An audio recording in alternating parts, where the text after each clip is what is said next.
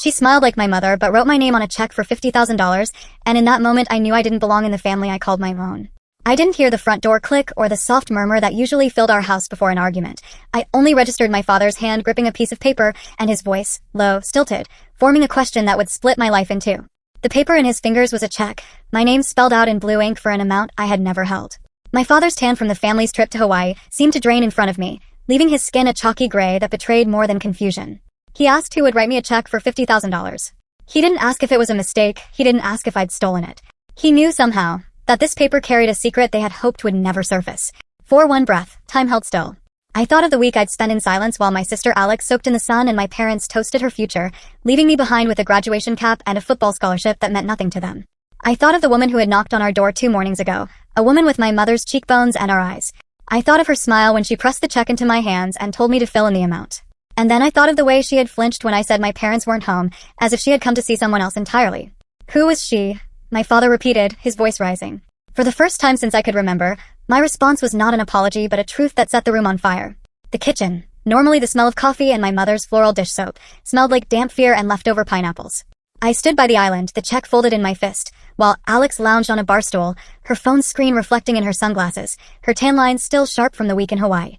My mother hovered behind my father, wiping sweat off her forehead that had nothing to do with the humid July air.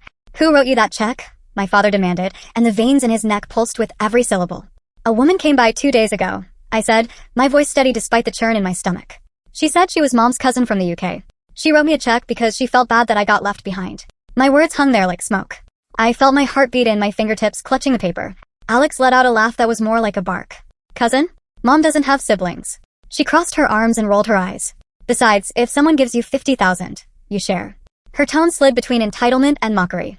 That's when my parents' faces changed. They became pale, their eyes widening as if the mention of the visitor had summoned an unspoken horror. Their mouths opened and closed, searching for an answer that would rear out the conversation. But Alex saw the money and not the fear. She smacked the counter with her hand. You're not keeping that. That's half mine, and you know it. The check had become a magnet, pulling hidden loyalties and resentments into the open. It didn't matter that my scholarship meant nights under stadium lights and mornings weightlifting until my muscles screamed. The rarity of a football scholarship for a girl at our school, something only 1.3% of athletes ever receive, meant nothing in this kitchen. You got a week in Hawaii, I whispered, my throat tightening. This is my gift. Gift. My mother's voice cracked. How could a stranger give you that much money without expecting something? Her fingers trembled around a dish towel. It wasn't the sum that frightened her. It was the handwriting on the check, the familiarity of it. I could see the recognition before the denial. As they started shouting, Alex, high-pitched and righteous, my father, authoritarian, my mother, pleading, I stood there remembering the woman's eyes and the way she said, it's the least I could do for you. I remembered the warmth of her hand on my forearm and the ache in her expression when I told her my family had gone without me.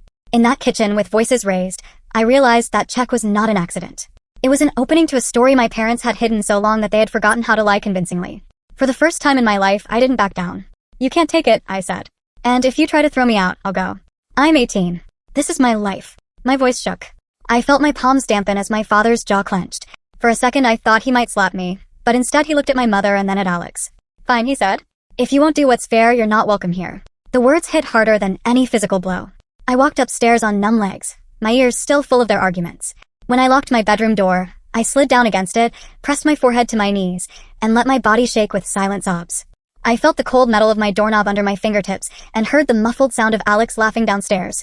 I remembered the smell of the woman's perfume and the kindness in her eyes. I pulled my phone from my pocket and reread the notification from the bank, verifying the check had been deposited. $50,000. It was tangible proof that I was worth something to someone.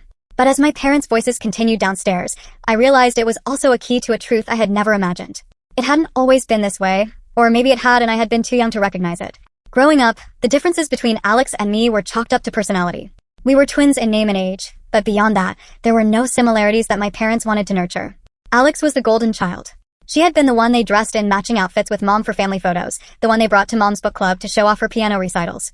I was the tomboy, the one who dirted my dresses and climbed trees, who gravitated towards sports and the comfort of our school's turf field. When I started playing football at 12, the coaches saw something in me that my parents never did. By senior year, my coach pulled me aside and told me I'd been scouted by a Division I school. He handed me an envelope that held a letter and a partial scholarship. You earned this, he said.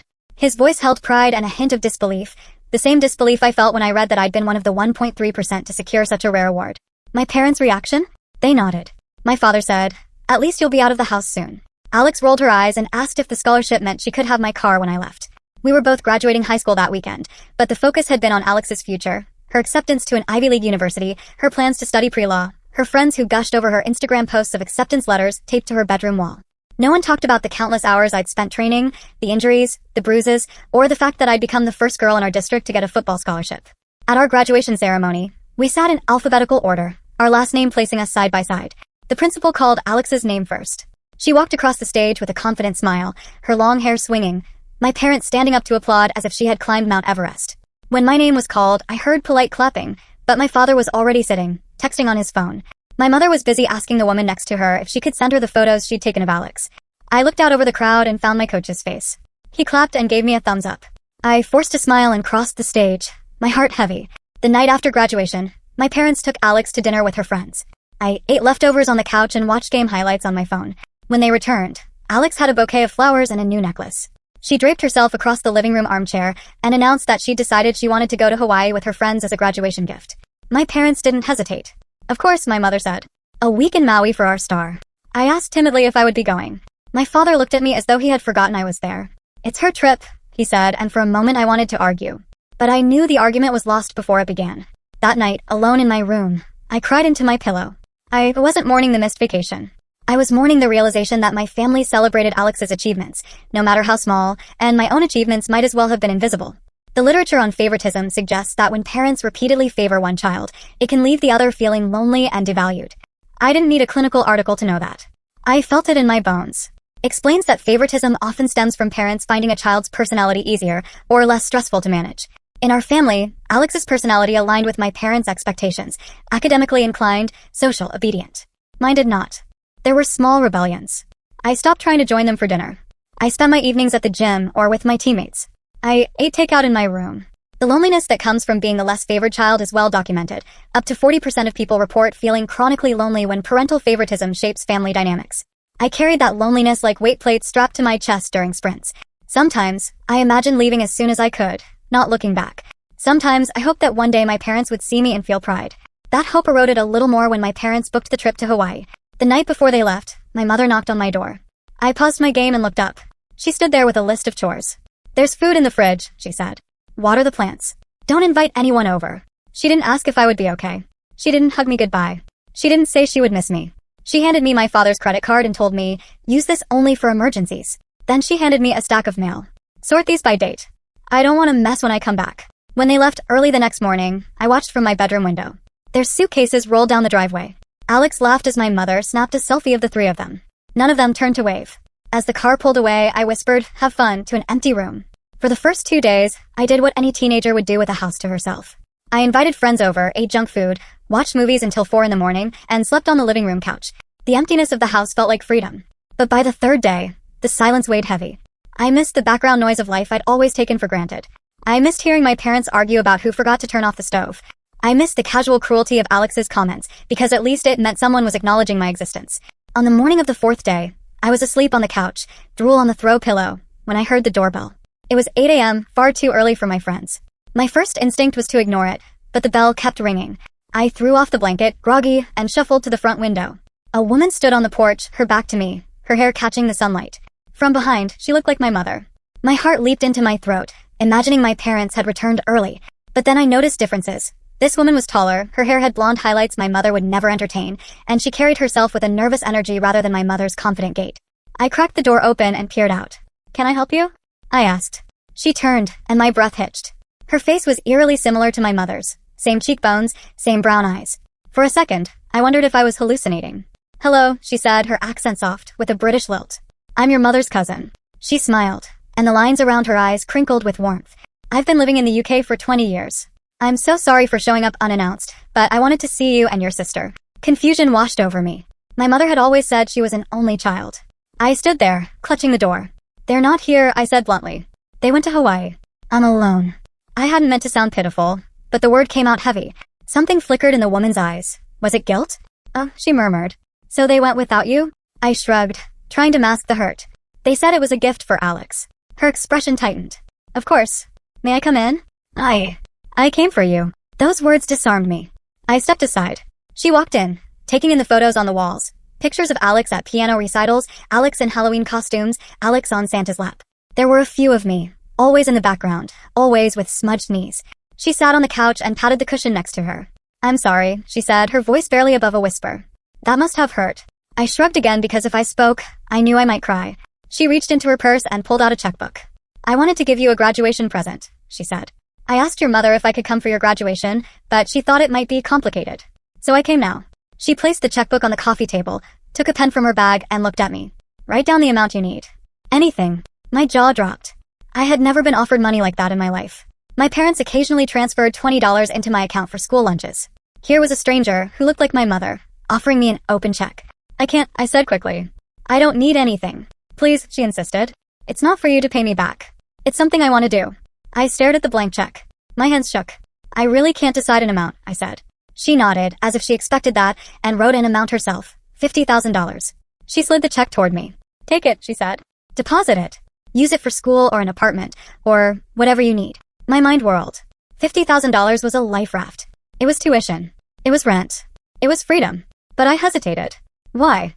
I whispered. "Why would you do this for me?" She looked at me then, really looked. Her eyes were moist. "Because," she said, "I should have done more for you a long time ago." Those words sat heavy between us. I didn't understand them, not fully, but something inside me, the part that had always felt unwanted, leaned toward them. "Thank you," I said quietly. I took the check, my fingers brushing hers, and I felt warmth in her touch. We talked for a while after that. She asked about my school plans, my friends, my football games. I could tell she was only half listening, her mind somewhere else. When she got up to leave, she hugged me. "I hope to see you again soon," she whispered. "Don't tell your parents I was here." "Not yet." I nodded, confusion swirling with a flicker of hope. When the door closed behind her, I sat on the couch and stared at the check. I knew I should call my parents, but I didn't. Maybe I knew they would take it from me. Maybe I wanted something that was mine alone. I tucked the check between the pages of a magazine on the coffee table and went upstairs. A few hours later, my friends came over, and for a while, I forgot about the check. We ate pizza, played video games, and laughed. When I went to bed, I fell into a dreamless sleep. My parents returned on Saturday morning. I had cleaned the house, hidden the evidence of my small party, and shoved the check even deeper into a stack of mail that had arrived. They came in with souvenirs and tired smiles. "Leah," my mother called, using the nickname she rarely used anymore. "Look what we got." She held up a macadamia nut box. Alex sauntered in, her arms full of shopping bags. She didn't look at me. "Take these to my room," she said to me, snapping her fingers as if I were the help. I clenched my jaw, lifted the bags, and carried them upstairs. When I returned, my father was sorting the mail on the kitchen counter. I froze as his fingers brushed the check. He pulled it out, his brow furrowing as he read the name and amount. "What's this?" he asked. I grabbed the check from him, but it was too late. "It's mine," I blurted. Alex's head snapped up. "What do you mean it's yours?" Her voice rose instantly. "Why would someone give you money?" My father's nostrils flared. "Explain." So I did. I told them about the woman at the door, about her claim to be Mom's cousin. I told them she felt bad I'd been left behind. I left out the part where she said she should have done more. My father's face lost color. My mother's eyes widened. They looked at each other, something unspoken passing between them. I saw fear and guilt. "She gave you $50,000? My mother whispered, almost to herself. The room seemed to shrink around us. Alex slammed her hand on the counter. "You're not keeping that," she screeched. "That's for both of us." "It had my name on it," I said. "She knows who we are. She chose me." The words spilled out before I could stop them. I felt a surge of possessiveness and defiance. I was so tired of being an afterthought. For once, something was for me. My father tried to regain control. "We don't know this woman. She could be a scam artist. We'll rip up the check." He reached for it, but I clutched it to my chest. "No," I said. "I deposited it yesterday. It cleared." My mother took a step toward me. "Listen," she said, her tone measured, the way she spoke to errant children at the preschool where she volunteered. "We are your parents. We decide what's best. If you don't share that money with Alex, you're making a mistake." "A mistake?" I laughed bitterly. "Like leaving me home while you took her to Hawaii? Like ignoring my scholarship? You've made mistakes too." The room crackled with tension. Alex started yelling. "You're so selfish. All you do is make everything about you. It's always poor Leah." "Well, guess what? Mom and Dad have always done more for me because I deserve it. You're just jealous." Her words pierced. I could have thrown accusations back, but I was too tired. Instead, I said calmly, "I'm keeping it. And I'm 18. You can't legally force me to give you money that's mine. Adoption and guardianship laws vary by state, but at 18 I knew I had certain rights and that my parents couldn't simply take my money." My father's face hardened. "If you can't share with your family, then you don't need to live with us." My body went cold. "Are you kicking me out?" I whispered. "You have a choice," he said. Either share the money or find somewhere else to live. In that moment, the decades of small slights and large hurts fused into a singular, blazing rage. Fine, I snapped. I'll leave. And I'll take my money. I stormed up the stairs, my heartbeat pounding in my ears. In my room, I threw things into boxes, clothes, books, my football jersey. I texted my friend Jamie and asked if his spare room was still available. He replied instantly, come anytime. I spent the rest of the day packing. No one came to check on me. At dinner, my mother placed a plate outside my door and walked away. I ate alone, my fork scraping the porcelain like a clock ticking down the end of childhood. The next morning, Jamie's father arrived with his truck. We loaded my boxes in silence. My parents watched from the doorway, their faces stiff. Alex didn't come out. When the last box was in the truck, I turned to them. I'm leaving, I said. You told me to. I'm 18 and I'm leaving. My mother crossed her arms. You'll come crawling back when you realize $50,000 isn't enough, she said. Her voice was cruel. You'll realize the world is harsh. My father nodded, his jaw set. Good luck, he said flatly. They didn't hug me. They didn't say they loved me. They let me go. In the truck, I pressed my forehead to the window and watched my childhood home shrink in the side mirror. A part of me expected to feel liberated. Instead, I felt hollow, like something essential had been torn out. Jamie's father glanced at me. You'll be okay, he said quietly. His kindness cracked something inside me. Tears streamed down my face. I wiped them away quickly, embarrassed. When we reached their house, Jamie's mother hugged me. Your family now, she said. I hadn't realized how starved I was for that word. Living with Jamie's family felt like stepping into a different universe.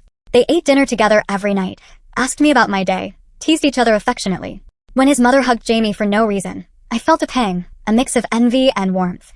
It was there, in that guest room filled with borrowed furniture and mismatched linens, that I opened the message request on my phone. It was from the woman who'd visited me. I need to tell you something important, it read. My heart pounded as I read the rest of her message. My hands shook as I scrolled. By the end, I was numb. She wasn't my mother's cousin. She was my mother's sister, the youngest of 3 daughters, cast out of the family because she got pregnant at 19. Her message described how our grandparents had insisted she place her twins for adoption because she was unmarried and in college. Around the same time, my mother and father had been struggling with infertility. A meeting was arranged, and my parents agreed to adopt the twins, but under conditions. My mother wanted a daughter, not 2 children. She wanted a baby who would mirror her, not a boy who might challenge her or remind her of her husband. My biological mother fought for us to be kept together. They only wanted one, she wrote. I said they had to take both or neither. Eventually, they agreed. She visited us in the beginning, but my adoptive mother, our mother, found the visits disruptive. She said it would confuse us, having 2 maternal figures. She asked her sister to stay away until she was ready to allow contact. That time never came. My biological mother moved to the UK, cut off from the family, grieving her babies. Explains that open adoptions allow children to know their birth families and benefit from mirroring, but our adoption had been shrouded in secrecy. Reading her words, I felt like I was reading someone else's life. The idea that I might not be my parents' biological child had flickered in my mind once or twice over the years, fueled by differences in appearance and the way they favored Alex. But I always brushed it aside as insecurity. Now, the truth was undeniable. I remembered the adoption articles I'd once stumbled upon for a school assignment. They mentioned that late disclosure of adoption can cause feelings of betrayal and anger in adoptees, leading to identity crises. That anger surged up within me now, hot and toxic. I felt like I'd been living in a shadow life. The woman who had hugged me and given me a check wasn't just a generous relative, she was my biological mother. The parents who had neglected me weren't just failing at parenting, they had chosen me as an obligation because they couldn't have a baby of their own and had wanted my sister more. I thought back to the woman's words, I should have done more for you a long time ago. Tears streamed down my face. All the times I'd felt unlovable, unworthy, or less than, it wasn't just favoritism. It was systemic, starting from my infancy. I felt grief, betrayal, and relief in equal measure. Relief, because the question of why my mother loved Alex more now had an answer. Grief, because the answer didn't erase the hurt. Betrayal, because the people who were supposed to protect me had lied for 18 years. In that moment, I understood what the adoption literature meant when it described the psychological effects of adoption. The issues of loss, rejection, shame, and identity that adoptees often grapple with. I had experienced those without knowing why. I didn't respond to the message right away. I went for a run instead, pounding my anger into the pavement until my lungs burned. I thought of the nights I spent listening to Alex talk about future plans with my parents while I ate dinner alone. I thought of the times my mother told me to be more like my sister. I thought of the day the woman with my mother's eyes hugged me. I returned to the house and showered. In the steam, I cried. Jamie's mother knocked softly on the door. Dinner's ready, she called. Her voice was warm. When I sat down at the table with them, I felt like an intruder, but also somehow safe. That night, I lay in bed and reread the message. At the end, she wrote, I'm sorry. I hope you can forgive me someday. I'd like to meet you again. No more secrets. I stared at those words for a long time. Then slowly I typed, okay, we need to talk. I hit send and felt a weight lift, replaced by a different kind of anxiety, a hope. We arranged to meet at a cafe the following week. Meanwhile, I moved forward with my plan to attend college on my scholarship. I registered for classes, arranged for campus housing, and filed the necessary paperwork. I still had the $50,000 in my account, a safety net. My parents hadn't contacted me. Alex hadn't texted. The silence from them was complete. At times, I wondered if my father had started to suspect that woman was not a cousin. Perhaps he had always known about my biological mother but suppressed the knowledge. Now that the truth was out, he preferred to ignore it. That denial was his coping mechanism. The cafe was small, with plants hanging from the ceiling and sunlight streaming through the windows. I arrived early and sat at a table in the corner, my hands wrapped around a mug of hot chocolate even though it was warm outside. I felt like I was waiting for a job interview, my stomach twisting with nerves. When she walked in, I recognized her instantly. She looked less polished than she had in my living room, more human, with dark circles under her eyes and a tentative smile. She sat down across from me. "Hi," she said softly. "Hi," I replied. Silence stretched. I didn't know where to begin. She reached across the table, but stopped herself, her hand hovering. "You have every right to be angry," she said. I wanted to explain what happened, but I will accept whatever you feel. I nodded. "Why didn't you fight for us?" I asked, my voice small. "Why did you let them take us if you knew they only wanted one?" Her eyes filled with tears. She folded her hands in her lap and looked down. "I was 19, she said. "My parents told me I had two options, give you up or leave with no support. I was in college. I had no money, no job. They said your mother was desperate for a child and that she would give you a good life. I insisted they take you both. I thought it would be better than foster care. I thought they would learn to love you. I was naive. When I visited, your mother smiled, but she would always find reasons to cut the visit short. When I asked to see you on your first birthday, she said you were teething and too cranky. When you were 2, she said you'd catch a cold from me. I realized she didn't want me around, and my parents told me to give her time, so I waited. Then I moved to England to finish school. Life happened. But I have never stopped thinking about you." Her words broke my heart and angered me. "So you just gave up?" I whispered. "You moved across the ocean and left us with people who didn't love us?" She flinched. "I didn't know they wouldn't love you. I believed their promises. They wanted you, even if they didn't want both. And I called. I asked. I begged to visit. Your mother said no. She told me it would confuse you. She said you cried when I left. She used your tears as proof that I was hurting you. Eventually, your grandparents stopped giving me updates because it upset me so much. I tried to move on because every time I thought about you, I wanted to die. When my parents called to say you'd graduated, I decided enough time had passed. Maybe your mother had softened. I reached out. She didn't respond. So I came. I knocked on your door. And now here we are. Listening to her, I felt an ache for both of us. She had been a child forced to make an impossible choice. She had been punished by her parents for getting pregnant, just as I had been punished for being the unwanted twin. Our family had a long history of controlling women's choices. You look just like her, I said. Like our adoptive mother. It's weird. She smiled sadly. We're sisters. We share genes. Sometimes I catch my reflection and think I see her. We have the same hands.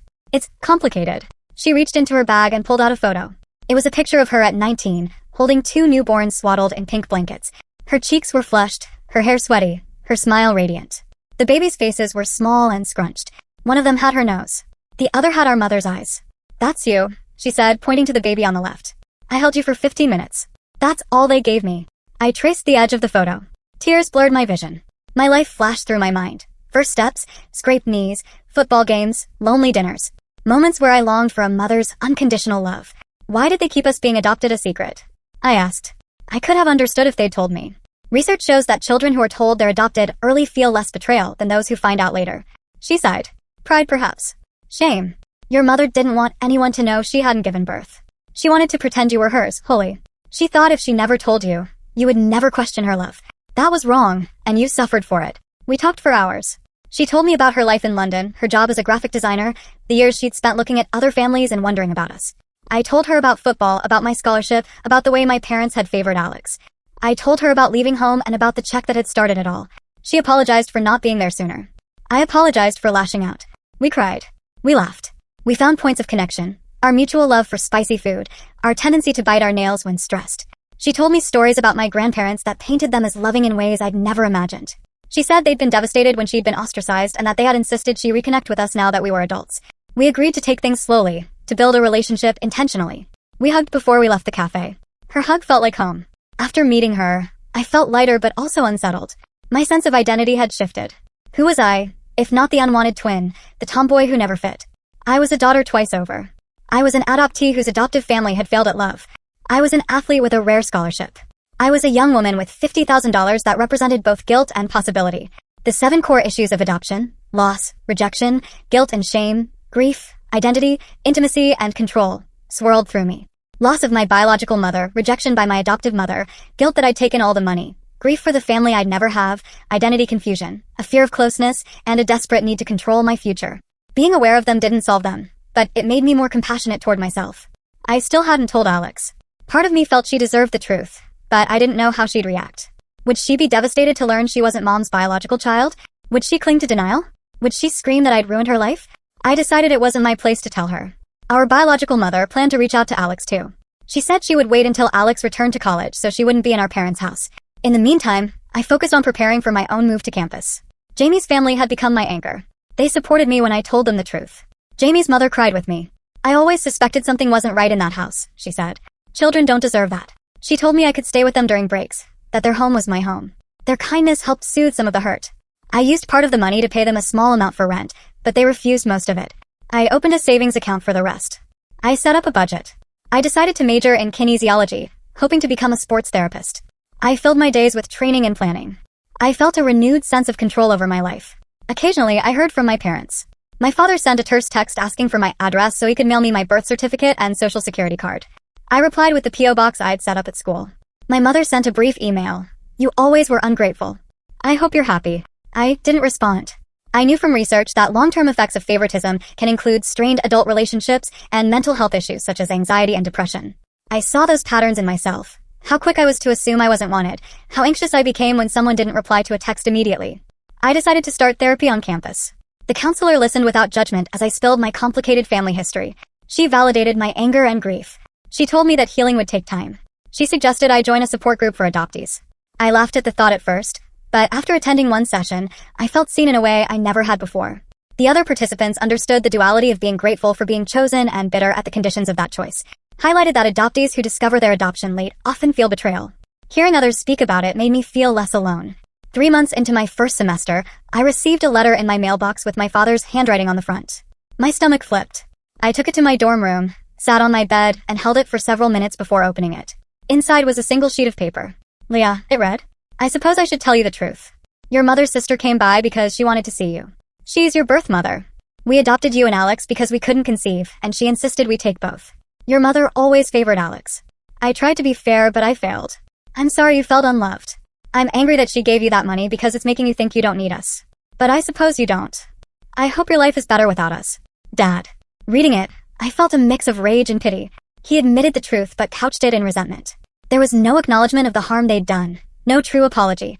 He saw the money as the problem, not the years of neglect. I folded the letter neatly and put it away. I decided not to reply. My therapist said that sometimes boundaries mean no contact. I wasn't sure I was ready for forever no contact, but I knew I needed space. Thanksgiving approached. Jamie's family invited me to join them. I helped Jamie's mother prepare the turkey, peeling potatoes and laughing as she told stories of Jamie's childhood. Later, we sat around the table, joined hands, and each said what we were thankful for. When it was my turn, I swallowed hard. I'm thankful for chosen family, I said. Tears pricked my eyes. Jamie squeezed my hand under the table. After dinner, we sat by the fireplace. Jamie's little sister asked if I had any siblings. I paused. I have a twin, I said. Her name's Alex. It felt like naming a ghost. I wondered if she thought about me as often as I thought about her. I wondered if she would answer our biological mother's message. I wondered if she would be angry with me for leaving or jealous of the money or both. I wondered if we would ever have a relationship outside of our parents' influence. Later that night, I checked my phone and saw a message from an unknown number. It's Alex. Is it true? My breath hitched. I typed back, is what true? Seconds later, she replied, that we're adopted. That Mom lied. That the woman with the check is our real mother. I stared at the screen. I had promised myself I wouldn't be the one to tell her. I thought of our biological mother's plan to reach out. I thought of how learning the truth late can lead to feelings of betrayal. I realized that for Alex, the betrayal would be magnified by her identity as the favored child. Her entire sense of self might fracture. I typed, talk to her. She's reached out. She'll explain everything. I can't speak for her. After a moment, she replied with a single word, fine. Winter break arrived. I stayed with Jamie's family. One afternoon, I met our biological mother at a park. The trees were bare, the sky slate gray. She told me she had met with Alex. It didn't go well at first, she admitted. She was furious. She accused me of trying to steal her money. She said she didn't want a second mother. But we talked. 4 hours. By the end, she said she would think about it. I nodded, unsurprised. Alex's identity had been built around being our parents' favorite. To accept a new mother would mean dismantling that pedestal. We walked in silence for a while. Then she said, "I know you're not ready to forgive them. I understand. But I hope you can find peace. Anger is heavy to carry." I looked at her, at the lines on her face, at the guilt in her eyes. "I'm trying," I said. "Therapy helps. Writing helps. Running helps. But some days, I wake up and feel that old ache, and it's like I'm back in that kitchen, being told to leave." "I can't change your past," she said. "But I can be part of your future if you'll let me." "I want that," I said. And I did. It didn't erase the pain, but it offered a new possibility. We hugged, and I felt her tears on my cheek. Spring semester came quickly. I juggled classes, football practice, and part-time work at the student gym. I visited my biological mother in London during spring break. She showed me the apartment she'd decorated with art prints and plants. She introduced me to her partner, a woman named Sarah who taught literature. They welcomed me as if I'd always belonged. We visited the British Museum, strolled along the Thames, and cooked together in her tiny kitchen. For the first time, I saw what an intentional, loving life could look like. Notes that open adoptions allow for mirroring, seeing your traits reflected in your birth family. Sitting across from my biological mother, seeing the way we both held our pens and tilted our heads when we concentrated, gave me a sense of anchoring I'd never felt. Reminded me that love doesn't diminish when shared. Meeting Sarah made me realize that my biological mother's love for her partner didn't take away from her love for me. It multiplied. Back at school, I continued therapy. My counselor and I explored my relationship patterns. I recognized that I had a tendency to expect rejection, to push people away before they could hurt me. I worked on letting people prove me wrong. I joined the adoptee support group regularly. I volunteered at a local youth center, coaching girls flag football, wanting to be the kind of mentor I wished I'd had. I stayed in touch with Jamie's family, visiting them on weekends and holidays. I sent polite, occasional replies to my father's emails, but I didn't see my parents. Alex texted me sporadically, mostly about practical matters. She told me she'd met our biological mother again and that she wasn't sure how she felt but that she appreciated the honesty. That felt like progress. Years later, when I look back on that summer, I see it as the moment my life pivoted. It was messy, painful, and full of secrets. It was also the summer I learned to choose myself, to set boundaries, to demand respect. It was the summer I learned that family is not always defined by blood or legality, but by love and reciprocity. I still carry the scars of favoritism and secrecy. They surface in unexpected ways. In the way I flinch when someone raises their voice, in the way I downplay my achievements, in the way I test new relationships. But I also carry the knowledge that I was always worthy of love, even when the people raising me couldn't see it. Reminds us that favoritism can affect mental health long after childhood. Therapy taught me that understanding those effects can help heal them. Sometimes I still dream of the moment my father held that check. I relive the fear and the rage. I hear Alex's laughter. I see my mother's pale face. But now, when I wake up, I see the life I've built, the life anchored by people who chose me, by my own choices, by the truth. I see my biological mother smile across a dinner table. I see Jamie's family arms open. I see my teammates, clapping as I catch a pass. I see the girls at the youth center, their eyes wide as I tell them they can be whatever they want. I see the check, no longer a symbol of debt or obligation but of possibility.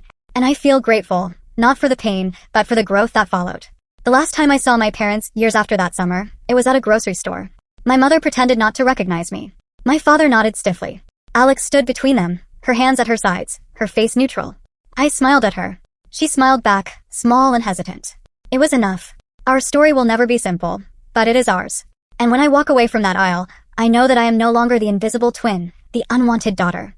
I am a woman who knows her worth, who chose honesty over comfort, who understands that love, whether from a biological mother or a chosen family, doesn't run out when shared. I step outside, and the sun warms my face. I take a deep breath, and I'm free.